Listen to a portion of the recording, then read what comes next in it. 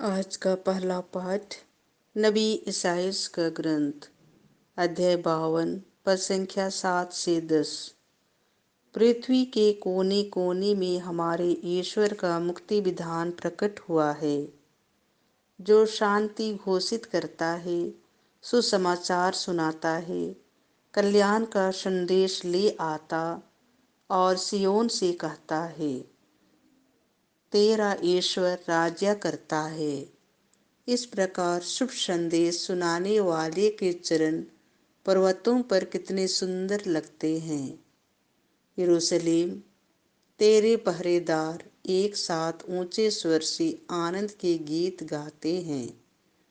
वे अपनी आंखों से देख रहे हैं कि प्रभु ईश्वर सियोन की ओर वापस आ रहा है। यरूशलेम के खंडहर आनंद विभोर होकर जयकार करे। प्रभु ईश्वर ने अपनी प्रजा को सांत्वना दी है और यरूशलेम का उद्धार किया है। प्रभु ईश्वर ने समस्त राष्ट्रों के देखते देखते अपना पवन सामर्थ्य प्रदर्शित किया है। पृथ्वी के कोने कोने में हमारे ईश्वर का मुक्ति विधान प्रकट हुआ है। यह प्रभु की वाणी है। आज का दूसरा पाठ इब्रानियों के नाम संत पौलुस का पत्र अध्याय 1 पद संख्या 1 से 6। ईश्वर हमसे पुत्र के मुख से बोला है।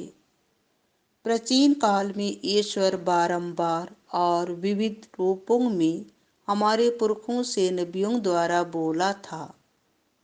अब अंत में वह हमसे पुत्र द्वारा बोला है।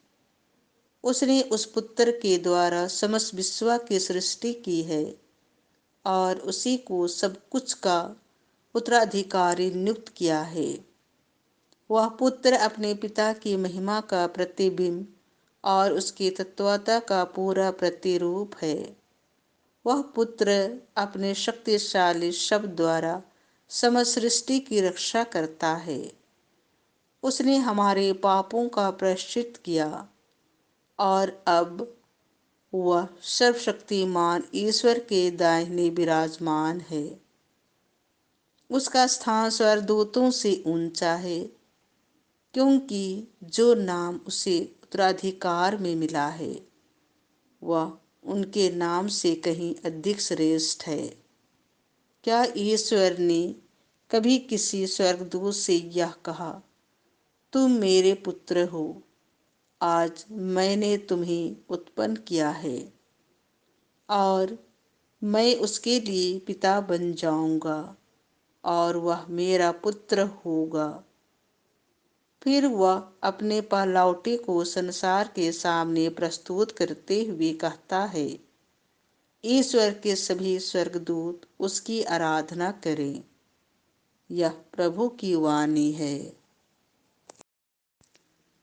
संत योहन के अनुसार पवित्र सुसमाचार अध्याय 1 पद संख्या 1 से 18। आदि में शब्द था, शब्द ईश्वर के साथ था और शब्द ईश्वर था। वह आदि में ईश्वर के साथ था। उसके द्वारा सब कुछ उत्पन्न हुआ और उसके बिना कुछ भी उत्पन्न नहीं हुआ। उसमें जीवन था और वह जीवन मनुष्यों की ज्योति था। वह ज्योति अंधकार में चमकती रहती है, अंधकार ने उसे नहीं बुझाया।